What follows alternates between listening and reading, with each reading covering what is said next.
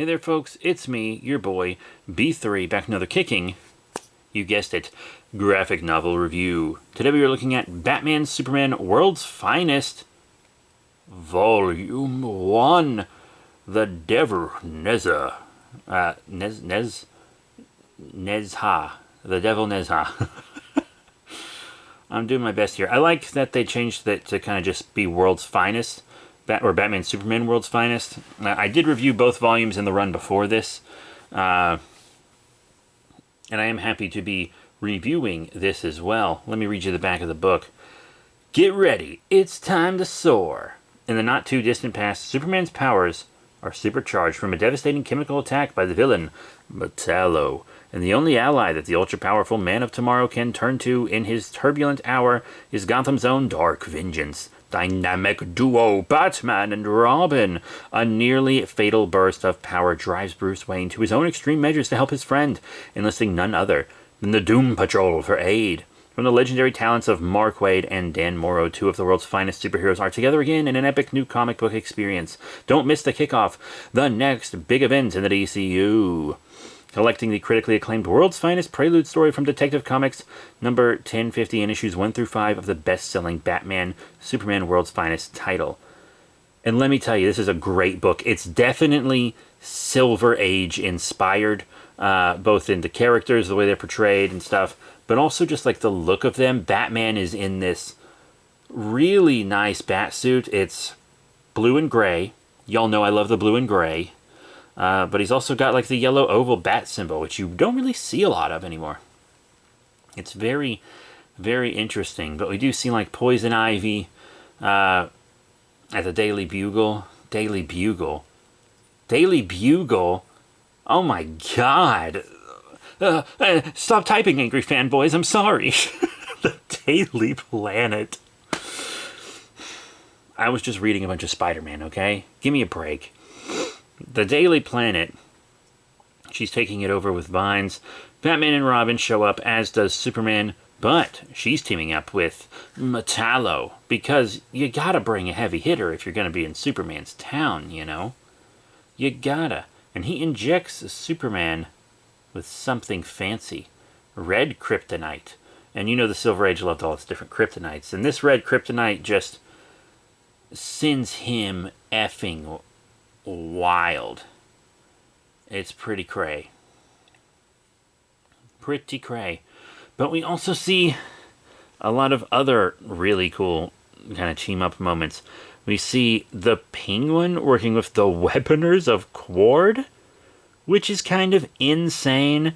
That's a team-up I probably wouldn't have thought of, admittedly. But Superman's powers are kind of running amok thanks to this red kryptonite. He even, like, turns to, like, stone or metal at some point. The Doom Patrol comes in because when the weirdest of weird shit is going down, you call the Doom Patrol. You call the freaking Doom Patrol. But Superman is, like, hallucinating General Zod. And so he thinks he's fighting other Kryptonians. So he's kind of not pulling his punches as much as he normally would. And the red kryptonite's making him angrier and lash out more. So that's also kind of being fucky. It's pretty insane. He thinks he's fighting Luthor when he's holding Batman's throat. And Negative Man has to go in him. And they do all this crazy stuff. All this crazy stuff to get him back together. And they actually have to go in and perform surgery on him. An incredibly difficult task on Superman, but especially difficult when his powers are going crazy. And they are burning him out. They are going to kill him. Luckily, the Doom Patrol, Dr. Calder and Negative Man are perfect for this surgery. Perfect for it. And he does recover, which is nice. But they hear this tale about the origin of the Devil Nezha. I'm just going to say Nezha. That feels right. Who has a dope character design. And it's a really, really cool origin. We see Supergirl show up to help. And she's got her fancy sword. She's got her fancy sword, and she has some funny banter with Robin, etc. They go back in time to talk to the team of heroes that defeated Nezha in the past, while Superman interrogates Felix Faust more in the present, and kind of makes this illusion of hell that Superman is able to break out of, because he can hear Felix Faust's heartbeat. And we also see the Doom Patrol confront one of their old foes. But he's not a foe anymore. It's Methuselah. If that name rings a bell, it's because it's like an ancient man from the Bible. He lived to be like 900. This is an immortal foe of the Doom Patrol, but he's demented. He has dementia, and he doesn't even recognize them. He's a harmless old man now, but he's a man that can never die, even though his brain is fading away. It's actually incredibly sad, even for a villain. And my grandmother kind of, at the time of recording this just happened to my grandmother, and she did die from it. So it kind of struck a chord with me a lot. Very interesting. But they find out how to seal the Devil Nezha away. But to do it, someone has to stay behind when they seal him away. That's kind of a big deal. And this is the famous comic where Nezha takes over Green Lantern, as well as others. He's like influencing Alfred, and he's incredibly powerful. But Batman and Superman's willpower together is able to surpass Hal's, and the Green Lantern ring fuses them into a Batman-Superman hybrid with just the tightest look. Oh my god, it's like a perfect fusion of Batman and Superman with like willpower fists.